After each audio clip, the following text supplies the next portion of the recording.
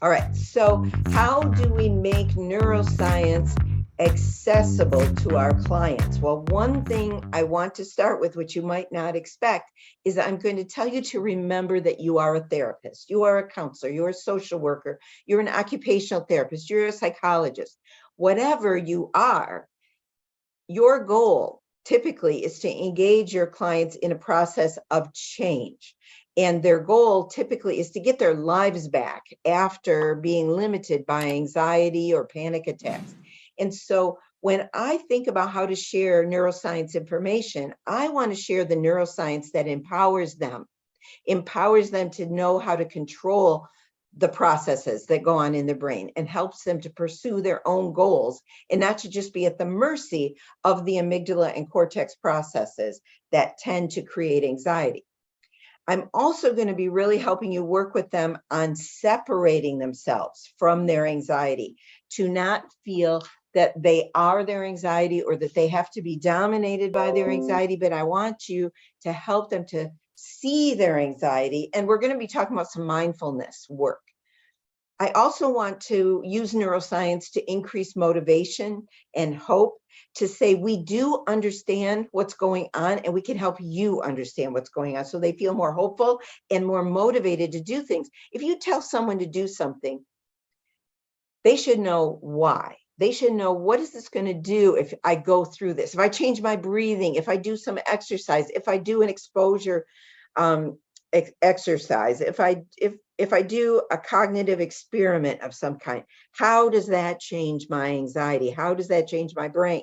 So we want them to understand why we assign certain tasks and to provide them with a new perspective on their anxiety that is very helpful. And I'm hoping just today you are going to feel like this new perspective that you're providing me, it is helpful. That's my goal. What I don't want to get you to do, I don't want you to forget that you're a therapist and forget all those things you're trying to accomplish to motivate them and to help them understand. But I don't want to make you a person who lectures on neuroscience. So what I'm doing today is not going to be what I'm asking you to do with your clients. And I'm going to introduce various aspects of the brain, but I'm also going to tell you, you don't need to introduce all these pieces of the brain. You only need to talk about the cortex and the amygdala, and I'm going to help you know how to explain those parts of the brain.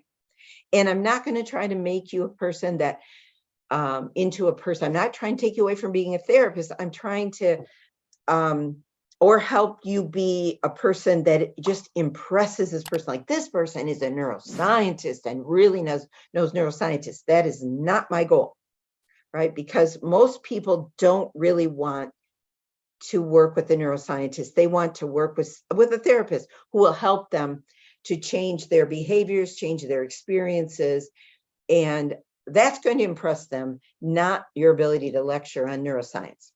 So I asked one of my clients who understands the amygdala in particular, and she does understand the cortex and how the amygdala and the cortex interact. And I said, if you were trying to explain how your knowledge about the cortex and the amygdala has helped you, what would you say? And she said, well, you just want to know what's going on. I didn't understand what I was feeling or why I was feeling it. At least I know now what it is and what it's doing to me. I know that my cortex does certain things, and I know my amygdala does certain things.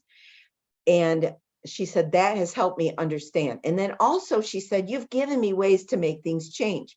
You showed me how exercise could change my anxiety. You showed me how breathing could change my anxiety and how I could sleep better. And she said, now I know a very specific thing. She said, now I know that when I don't sleep, the terrible feelings I end up having are related to the amygdala, that the amygdala needs me to sleep. And if I don't, I feel so crappy. So she said, it really helps me to have a reason for why I'm feeling that way. And now that I know, my sleep will make it better.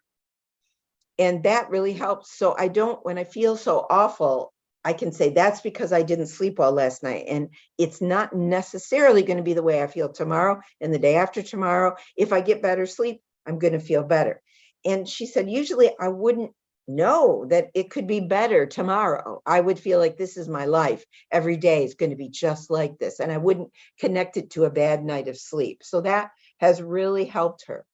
She also said it has helped her to know how her medication, in particular her alprazolam, affects her amygdala. So she said these are the things that made a difference for her.